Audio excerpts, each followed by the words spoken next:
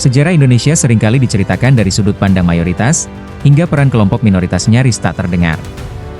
Padahal, jika kita menelusuri lebih dalam, ada fakta yang mengejutkan sekaligus membanggakan, bahwa umat Kristen, yang hanya sekitar 5% atau anggap saja 10% dari penduduk Indonesia, memberikan kontribusi luar biasa besar dalam perjuangan kemerdekaan dan pembangunan bangsa. Dari medan perang hingga ruang diplomasi, dari barak militer hingga universitas, nama-nama pahlawan Kristen selalu hadir, mewakili semangat nasionalisme sejati yang melampaui batas agama. Berikut ini kita lihat, bagaimana kontribusi umat Kristen dalam 3 ranah utama perjuangan: militer, kepemudaan, dan akademisi. Bidang militer. Dalam bidang militer dan pemerintahan, umat Kristen memainkan peran yang sangat penting. Mereka bukan hanya prajurit di garis depan, tetapi juga pemikir, diplomat, dan perancang kebijakan. Beberapa tokoh nasionalis Kristen tercatat sebagai pemimpin kunci dalam pemerintahan dan pertahanan negara, antara lain Mr. A.A. Maramis, Dr. GSSJ Ratulangi, Mr.J. Latuharhari, Insinyur Martinus Lao, Insinyur Putuhena, Dr. MRTSG Mulia, Dr. J. Leimena, TB Simatupang, A.E. Kawilaran, D.I. Panjaitan, dan John Lai. Mereka adalah bukti nyata bahwa umat Kristen tidak pernah absen dalam kepemimpinan bangsa. Bahkan banyak di antara mereka yang memegang peran strategis pada masa paling kritis revolusi fisik, masa di mana Republik masih sangat muda dan rapuh. Pemuda dan pemudi Kristen. Di garis perjuangan rakyat, pemuda-pemudi Kristen juga tampil menonjol. Mereka tidak tinggal diam ketika Republik baru ini harus dipertahankan dari ancaman penjajahan kembali. Semangat nasionalisme mereka tumbuh kuat melalui organisasi-organisasi perjuangan di berbagai daerah. Di antaranya, Angkatan Pemuda Indonesia Ambon, API Ambon, di Ambon. Dipimpin oleh Haji Tanasale dan J.D. De Vretes. Pemuda Rakyat Indonesia Maluku, PRI Maluku, di Surabaya. Dipimpin oleh M. Sapia dan Koli Bongso. Pemuda Indonesia Maluku, PIM, di Yogyakarta. Persatuan Pemuda Indonesia di Ambon. Tokoh pendiri, L. Tamaela dan J. Kayadu. Kebaktian Rakyat Indonesia Sulawesi, KRIS, di Pulau Jawa. Pendiri Venj Sumual, Evert Langkai. Pemuda Kristen Protestan Indonesia, PPKR, di Yogyakarta. Pendiri, Sarwoko, Sudjipto Wirowijojo, Sarasto, dan PDT Samta Broto Suwigno. Laskar Sunda Kecil di Jakarta. Serta Perhimpunan Mahasiswa Kristen Indonesia, PMKI, di Jakarta. Ketua Umum Dr. J. Leimena. Jong Batakbon, organisasi ini didirikan pada tahun 1926. Gerakan-gerakan ini menunjukkan bahwa pemuda Kristen tidak hanya berjuang dengan doa, tetapi juga dengan darah dan pengorbanan. Mereka mengangkat senjata, menyalakan api nasionalisme, dan menjaga semangat kebinekaan ketika Indonesia masih berjuang untuk berdiri tegak. Akademisi dan intelektual Kristen.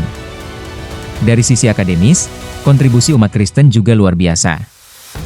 Banyak tokoh Kristen yang tidak hanya berjuang di lapangan, tetapi juga membangun fondasi intelektual, hukum, dan pendidikan bangsa ini. Beberapa di antaranya mereka yang jadi pahlawan nasional adalah 1. Mr. Nicodemus Palar, ahli hukum, diplomat internasional, duta besar pertama Indonesia di PBB. 2. Mr. A. Maramis, ahli hukum, anggota BUPKI, perumus ekonomi dan hukum negara. 3. Profesor Mr. AIZ Mononutu, guru besar, Menteri Penerangan, pendiri pendidikan nasional. 4. Dr. Ferdinand L. Tobing, dokter dan pejuang kesehatan rakyat. 5. Dr. Johannes Leimena, dokter, konseptor sistem puskesmas yang menjadi model pelayanan kesehatan nasional. 6. Profesor Dr. Insinyur Herman Johannes, insinyur, rektor UGM, profesor teknik. 7. Profesor Dr. WZ Johannes, dokter, ilmuwan kesehatan terkemuka. 8. Dr. Phil Sem Ratulangi, doktor filsafat dan matematika fisika, tokoh pendidikan Sulawesi. Mereka bukan hanya pahlawan, tetapi arsitek intelektual Republik Indonesia. Bandingkan dengan jumlah pahlawan Muslim bergelar akademik, maka jelas bahwa kontribusi Kristen dalam bidang pendidikan dan keilmuan jauh melampaui proporsinya. Perbandingan kuantitas dan kualitas pejuang Kristen dan Muslim.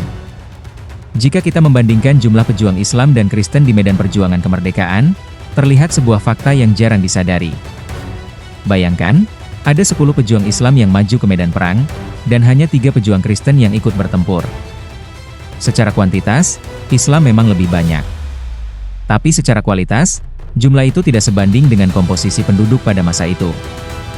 Saat itu, umat Islam mencakup sekitar 90% penduduk Indonesia, sementara umat Kristen hanya sekitar 5% sampai 10%. Dengan rasio itu, perbandingan sederhananya adalah 9:1. Artinya, setiap satu pejuang Kristen yang maju, seharusnya ada 9 pejuang Islam yang ikut maju.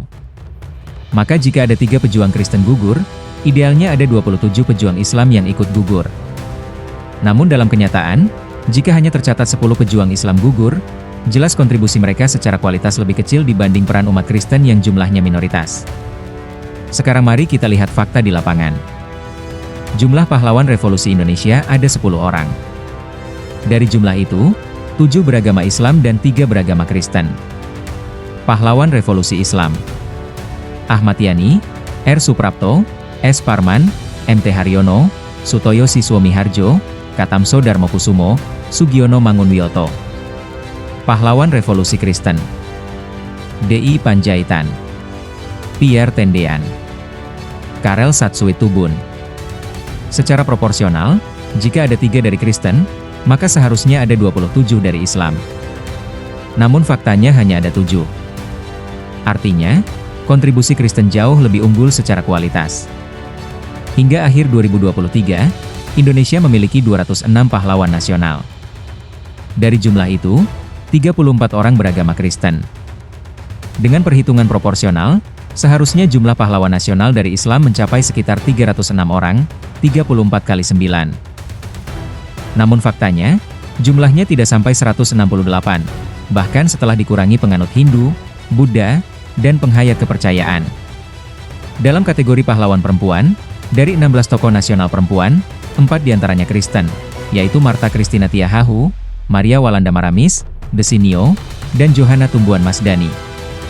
Artinya, 25% dari seluruh pahlawan perempuan berasal dari Kristen.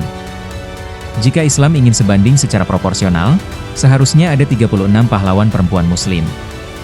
Nyatanya, tidak ada. Dalam bidang militer, tercatat 8 perwira tinggi Kristen yang diangkat sebagai pahlawan nasional. T.B. Simatupang, D.I. Panjaitan, Oerip Soemoharjo, Yosudarso,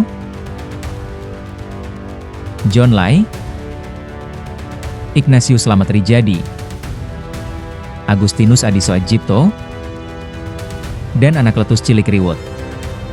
Pertanyaannya, jika umat Kristen yang hanya minoritas bisa menghasilkan 8 jenderal, apakah ada 72 pahlawan Muslim berpangkat setara atau berpangkat jenderal, sesuai proporsi jumlah Muslim 9:1?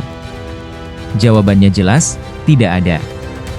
Dan dari sisi akademik, daftar ilmuwan dan doktor Kristen seperti Palar, Maramis, Mononutu, Leimena, Tobing, Herman Johannes, W.Z. Johannes, dan Ratu Langi menunjukkan bahwa kualitas perjuangan umat Kristen jauh melampaui kualitas umat Islam.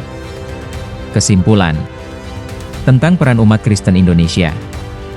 Jenderal T.B. Simatupang menulis sebuah refleksi yang patut direnungkan. Sejak bangsa kita merundingkan dasar yang paling tepat bagi negara merdeka yang akan didirikan, suara dan peranan orang Kristen Indonesia didengar dan diperhitungkan. Sejarah perjuangan bangsa Indonesia membuktikan bahwa umat Kristen tidak pernah berada di garis kedua, melainkan selalu di garis depan dalam tahun-tahun yang paling menentukan revolusi fisik kita. Karena itu, adalah pendangkalan sejarah apabila masih ada yang berpikir dan berbicara tentang golongan mayoritas dan minoritas. Fakta-fakta sejarah membenarkan kata-kata itu. Meskipun minoritas, umat Kristen berkontribusi secara luar biasa dalam perjuangan kemerdekaan, pembangunan militer, dan pengembangan ilmu pengetahuan. Kristen hanya minoritas, tetapi melahirkan 4 pahlawan perempuan nasional, 8 jenderal perwira tinggi, dan banyak ilmuwan bergelar akademik tinggi.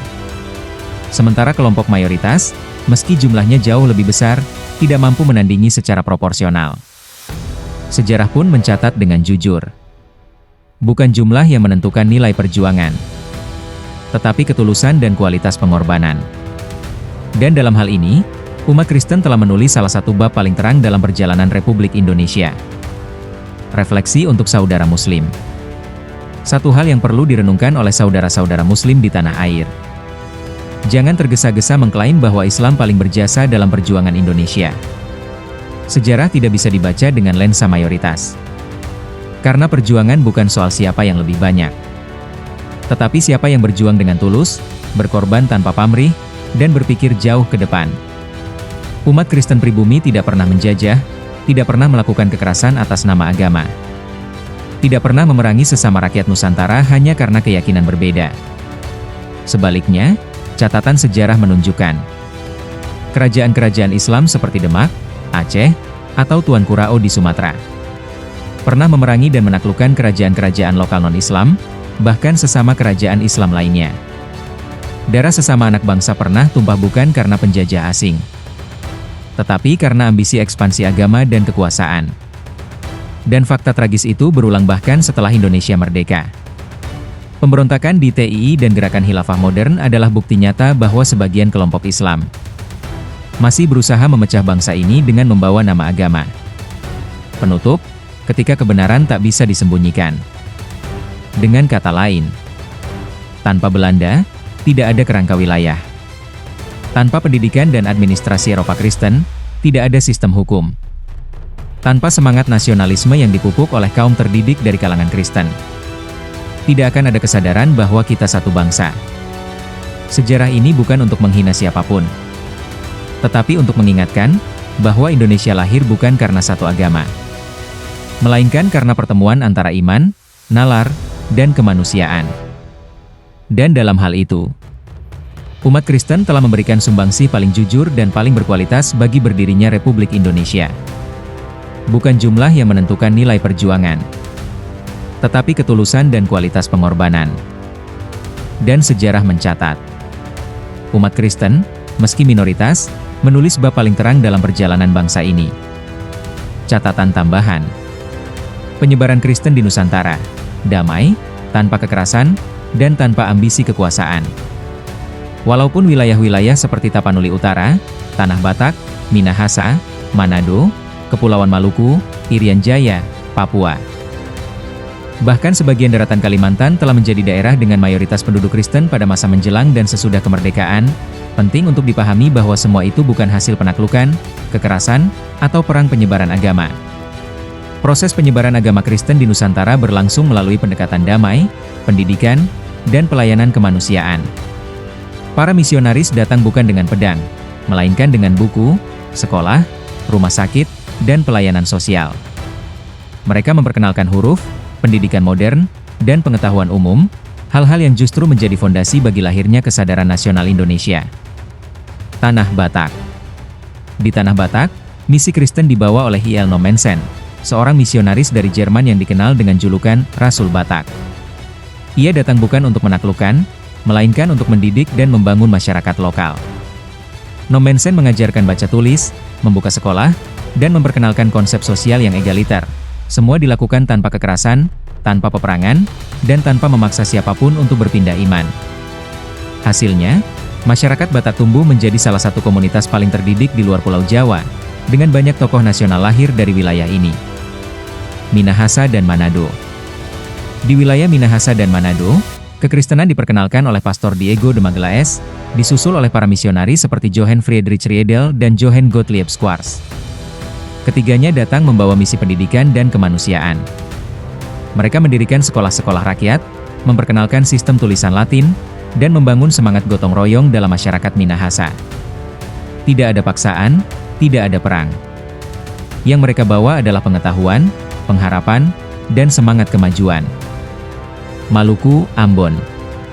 Di Maluku, penginjilan Kristen berlangsung berdampingan dengan pendidikan rakyat dan pembentukan sekolah-sekolah negeri pertama di luar Jawa.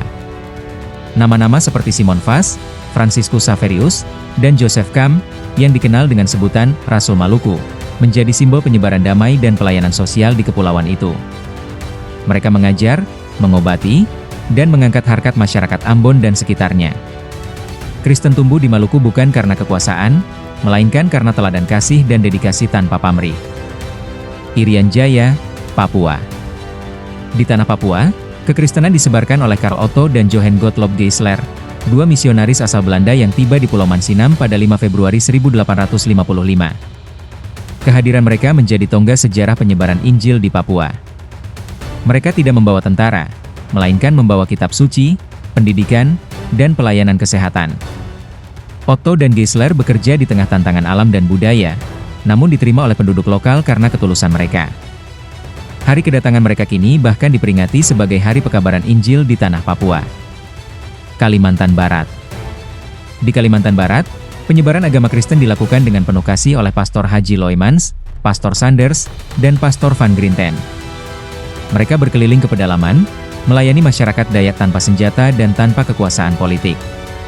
Mereka mengajarkan nilai-nilai kemanusiaan universal, membuka sekolah, dan menanamkan semangat cinta damai di tengah komunitas yang majemuk. Tanah Toraja. Sementara di Tanah Toraja, kekristenan diperkenalkan oleh Antonia Aris van de Loosdrecht, seorang pendeta Belanda yang datang dengan semangat pelayanan sosial. Ia mengabdikan hidupnya untuk pendidikan dan penerjemahan Alkitab ke dalam bahasa Toraja. Van de Loosdrecht meninggal secara tragis pada tahun 1917, namun semangatnya tidak pernah padam. Ia dikenang sebagai martir pendidikan, bukan karena perang, melainkan karena pengabdian. Tidak pernah ada catatan historis bahwa misionaris Kristen mendirikan kerajaan atau pasukan militer untuk memaksakan iman terhadap masyarakat lokal. Sebaliknya, banyak di antara mereka hidup sederhana, mengabdi di pedalaman, dan wafat dalam pelayanan bagi penduduk pribumi. Inilah sebabnya mengapa komunitas Kristen di Indonesia tumbuh dengan cinta, bukan dengan darah. Kontras dengan sejarah penyebaran Islam di Nusantara, di mana dalam banyak kasus penyebaran agama berjalan beriringan dengan kekuatan politik dan militer kerajaan-kerajaan Islam seperti Demak, Mataram, atau Aceh, bahkan seringkali menimbulkan peperangan dan penaklukan terhadap sesama bangsa sendiri. Dengan demikian, fakta sejarah ini menunjukkan bahwa Kristen berkembang tanpa memerangi suku-suku lokal, tidak membentuk kerajaan agama, dan tidak pernah mengklaim wilayah sebagai tanah Kristen. Sementara Islam dalam catatan sejarah justru kerap memunculkan kekuatan politik dan militer yang menindas kelompok lain atas nama agama.